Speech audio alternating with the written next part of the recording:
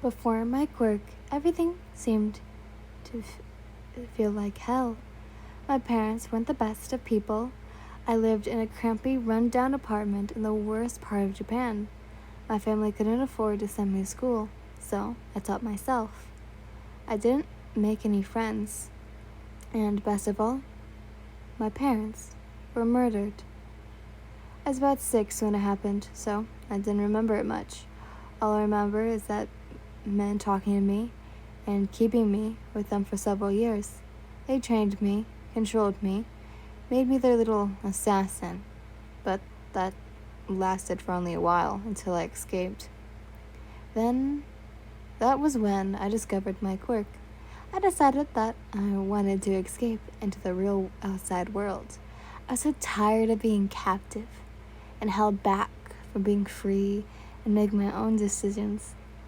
I didn't want to have to make other orders from others, so I decided that I wanted to run away.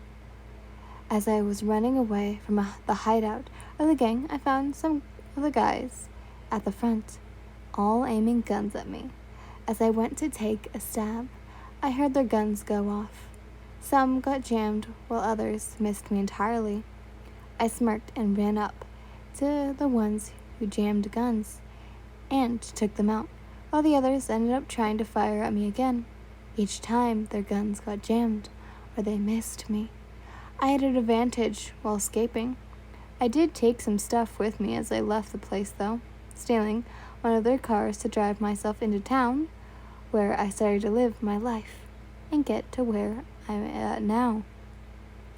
I'm a professional thief and villain, having controlled over a few small gangs in the area.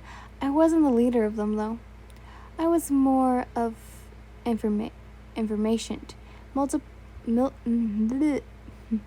manipulating them with information I held. I worked for them, doing what I feel like that day and getting away with it each time. My luck was my quirk. Its powers let me be able to get anything without getting caught by both heroes and police. Every time someone would try to fight me, something would happen in the favor of me. That's why I'm here now, in the most famous high security vault. It is said that it holds the most valuable trinkets and treasures around in the world, like the biggest diamond, largest amount of gold, and types of things.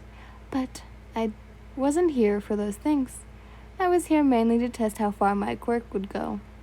If I was lucky enough to get into the vault, or if that's the furthest it will go.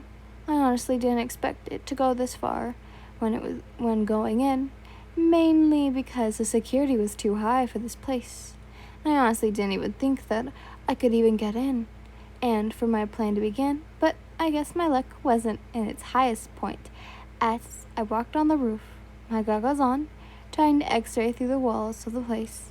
It seemed, though, that did a good job patching up the area, as I couldn't see anything through the solid surface.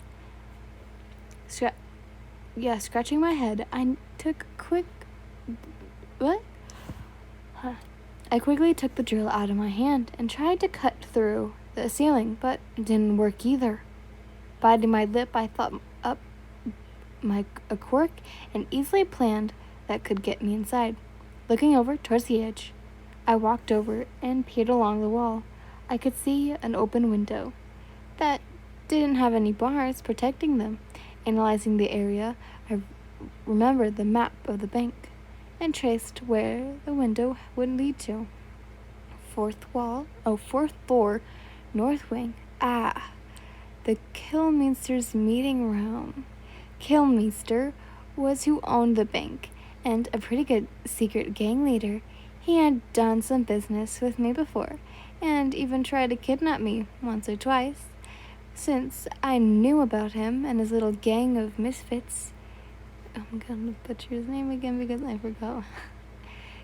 Killmeester was a man of two faces. He was wealthy,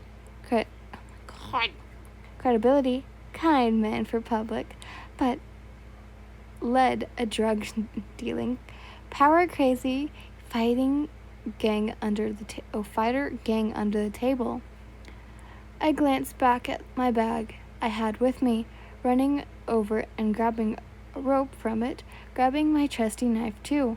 I tried my best to measure the rope to match the window. After I sliced off a piece of rope, I tied one end to the metal bars of a small water tower. It seemed sturdy enough to hold my weight, so I trusted it.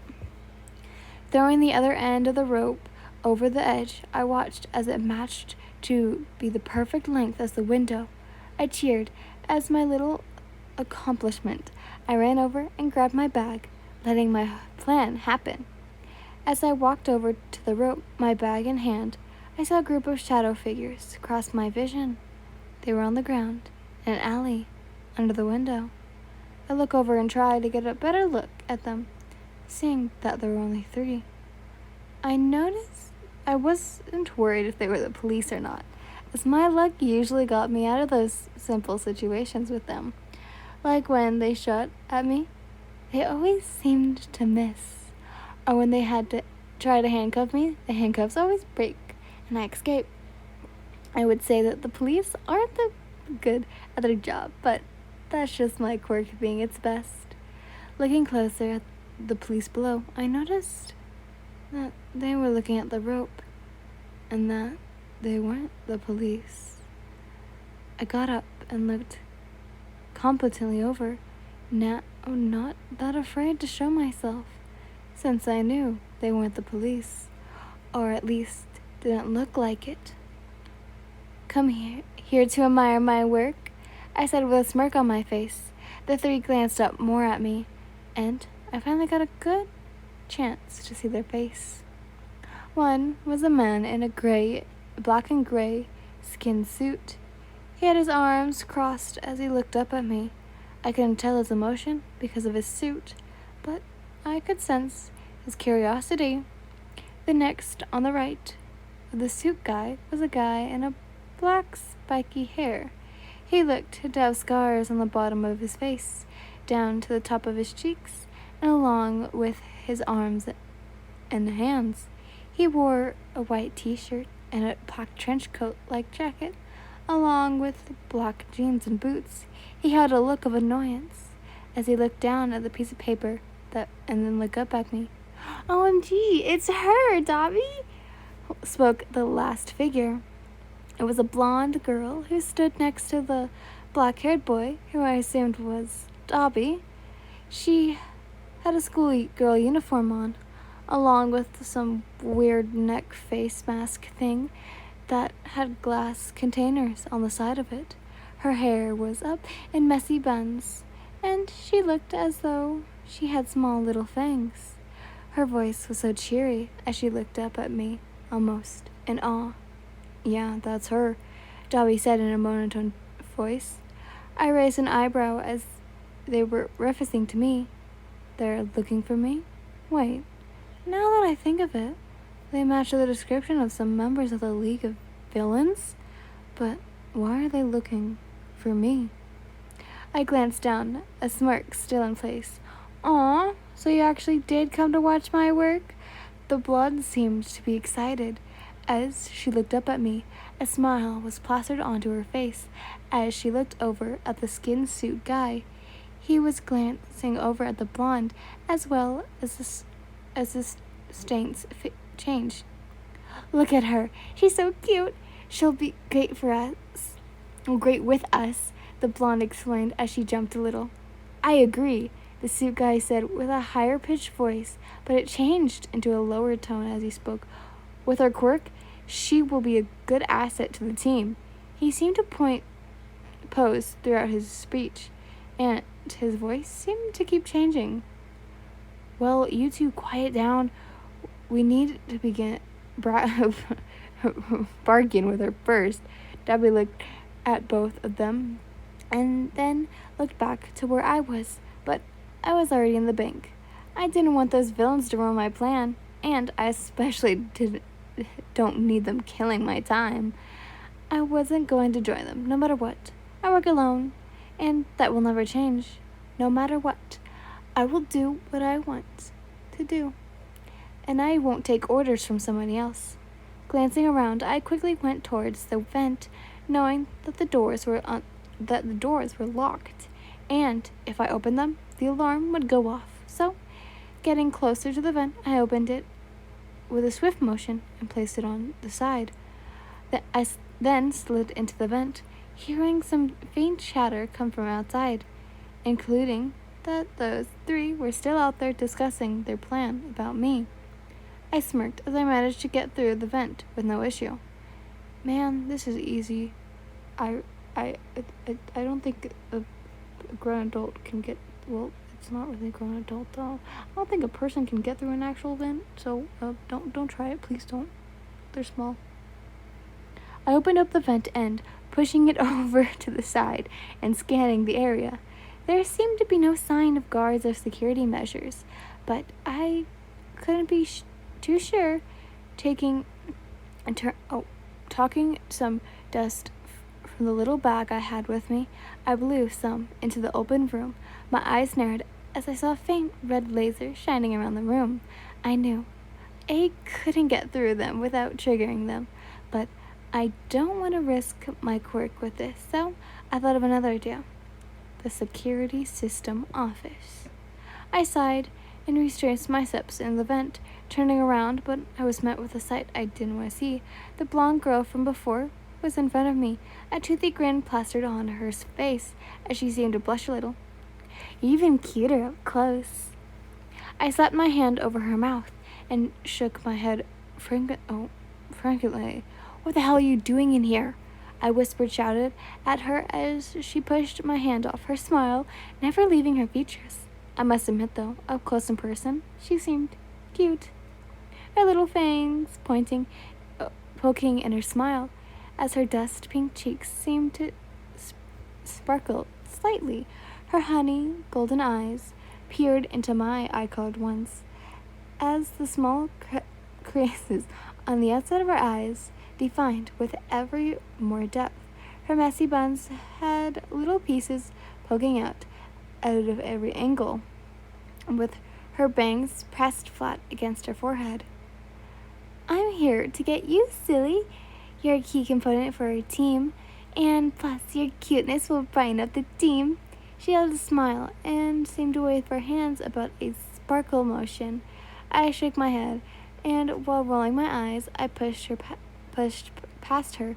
The vent was pretty big, even though in real life they're not, but okay, plot reasons. No way, I work for myself, and that's that.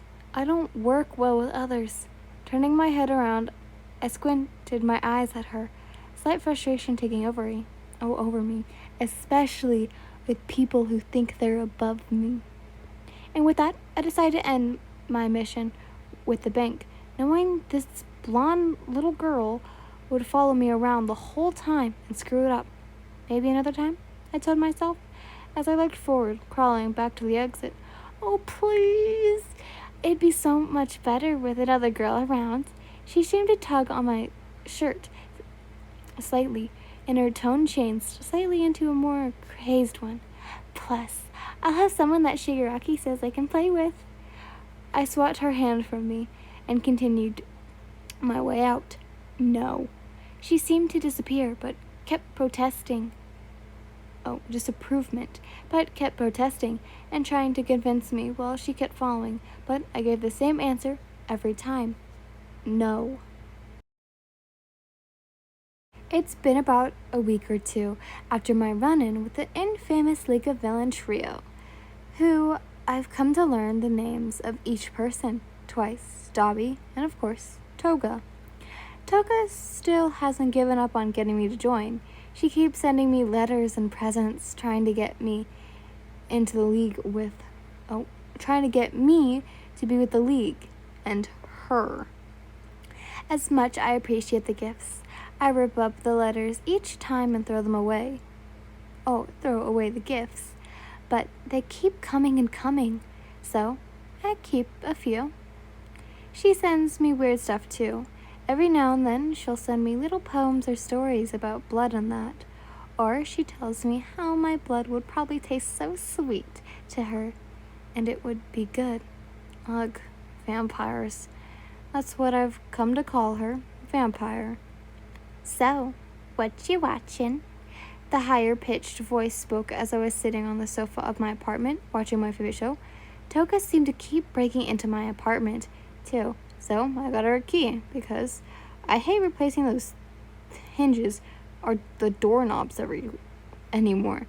That's why she's here, sitting on the top of the sofa, watching me watch my show. Wait, let me guess. Let me guess. It's favorite show? She cheered as she tilted her head, looking at me. I will admit she was cute, especially for a villain. Every time she'd guess my life, and for some reason, get it right. Her little cheer to herself was adorable. She'd clap her hands like a little kid and give a huge toothy smile when I'd tell her she's right. Yep, it is. I smiled as she cheered. After a line of silence was filled with the soft sound of the TV, Toga got up from the sofa. I looked at her, a little sad. She moved. Where are you going? I asked as my eyes trailed off to find her petite form. I spotted her grabbing one of my jackets and looked at me. I needed to get back to League. They'll get mad if I'm out I can't speak. They'll get mad at me if I'm out for too long. I nodded and looked at her, sadness in my eyes. I honestly didn't want her to go. I enjoyed her company, for she's grown on me. Looking down, I sighed and fiddled with my hands.